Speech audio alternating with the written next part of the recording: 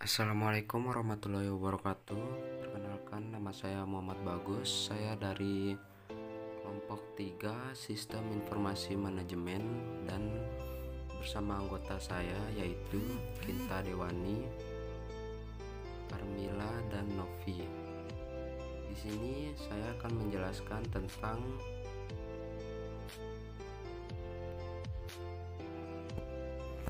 Sistem Informasi Rawat Jalan Puskesmas. Dengan latar belakangnya yaitu Puskesmas merupakan salah satu institusi kesehatan yang telah lama melayani masyarakat agar tetap sehat. Permasalahan yang dihadapi Puskesmas biasanya kesulitan dalam penanganan pasien rawat jalan dan membuat laporan pendapatan yang masih sering terjadi kesalahan dalam penulisannya dan mudah untuk dimanipulasi.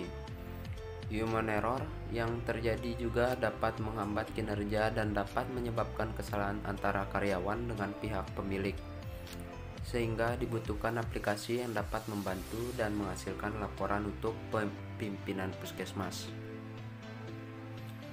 Puskesmas merupakan unit pelaksana Dinas Kesehatan Kabupaten atau Kota yang bertanggung jawab menyelenggarakan pembangunan kesehatan di suatu wilayah kerja.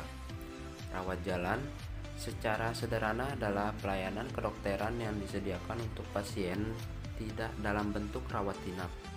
Pelayanan ini termasuk tidak hanya yang diselenggarakan oleh sarana pelayanan kesehatan seperti rumah sakit atau klinik, tetapi juga diselenggarakan di rumah pasien atau home care, serta di rumah perawat atau nursing home.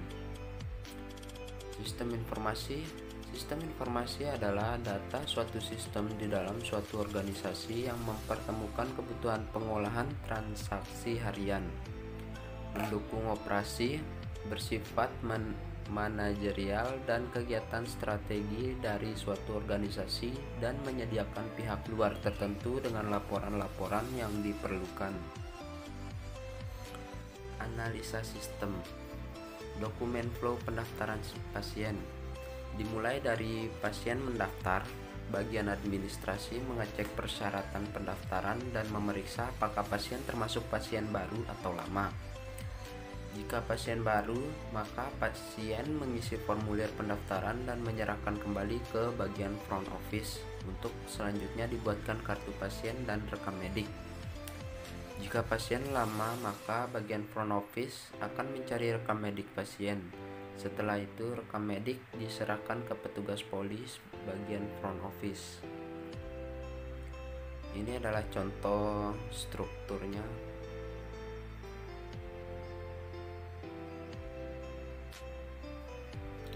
Analisis sistem. Dokumen flow pelayanan umum.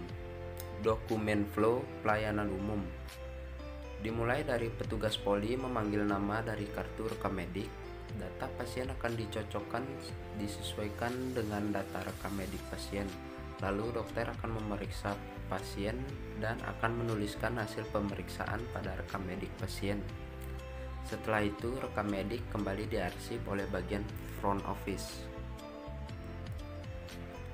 Ini adalah contoh strukturnya. Berdasarkan rekam medik, maka kasir akan melakukan perhitungan biaya. Setelah semua biaya dihitung, maka kasir membuat nota penagihan pada pasien. Apabila pasien telah membayar, maka kasir akan membuat bukti pembayaran sebanyak 2 rangkap. Satu diberikan pada pasien dan satu lagi untuk diarsip untuk dibuat laporan pendataan. Ini adalah contoh strukturalnya.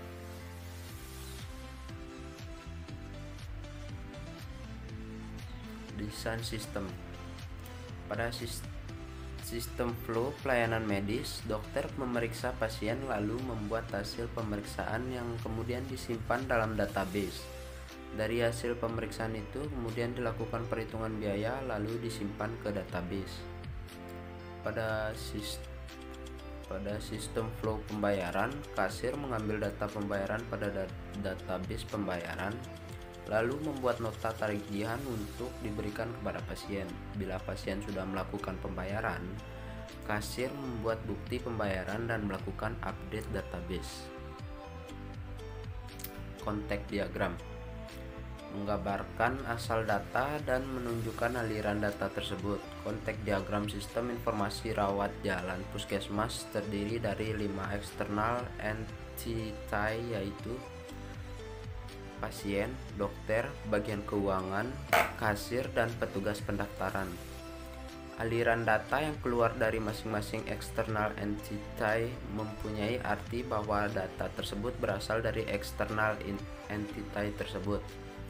Sedangkan aliran data yang masuk mempunyai arti informasi data ditunjukkan untuk eksternal entity tersebut. Mungkin segitu saja yang dapat saya jelaskan. Lebih kurangnya wabillahi taufiq wal hidayah. Wassalamualaikum warahmatullahi wabarakatuh.